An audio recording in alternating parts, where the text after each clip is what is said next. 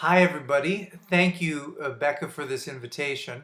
My name is Ryan Clements. I'm one half of our business. My spouse and business partner, Meghann Clements, couldn't unfortunately be here today. So I'm grateful for the opportunity that I have to share some thoughts and ideas on the topic of belief. That's something that Becca has asked us to share. And I would just want to say really quickly that we are grateful for Becca for her friendship and her influence on us. I can recall very distinctly when we were just getting into the business. We were some of the very first Canadians to join, and going to some of the very first incentive trips that Canadians were allowed to go to, and conventions, and meeting and talking with Becca, and really being inspired and learning and creating the foundation for what we now have based on the ideas and the philosophies from some of these other great leaders that have gone before us.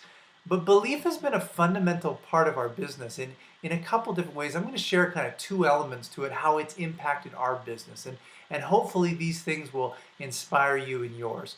The first one really is it's a personal one for me. See, I don't like to admit this that often these days, but I do have a law degree and I was once a lawyer. I no longer practice law, and thank you very much to our Scentsy Business for that. But when Meghann first joined and got involved, the first couple months I wasn't that interested in it. I really wasn't paying attention, and if anything, I had negativity towards it. The reason being is because I didn't know much about direct sales, and I kind of had a negative impression of network marketing.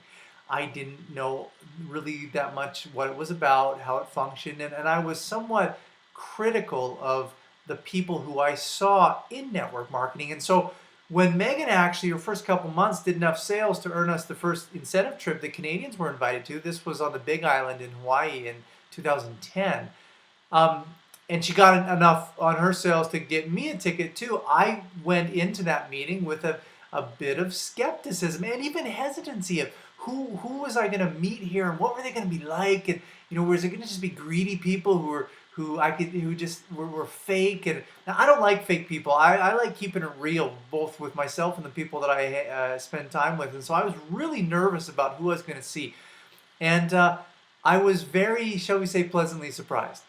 In that meeting, I was able to meet and get to know Heidi and Orville and Chuck and Corey and Mark and Phil and all kind of the Jen Pugh and all the top level executives, that it really it made me comfortable.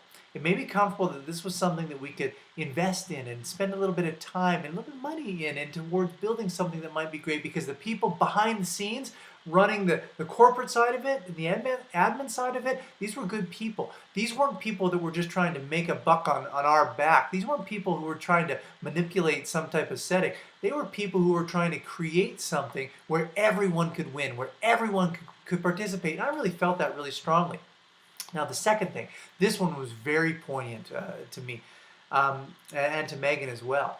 It was, I can't remember which leadership it was, maybe 2011 or 2012, but it was when Orville gave the talk about how he turned down that very large private equity offer, 9 figures or something like that, because it wasn't about the money. It was about the community. It was about the Scentsy family. It was things that money couldn't buy. And he said, I remember very distinctly him saying, we're going all in. We're going all in with this business, and we want you to go all in too. And at the time, it was very, it was very impactful for me. Not just because of that whatever exorbitant amount of money that they turned down, but just this sense of what being all in meant.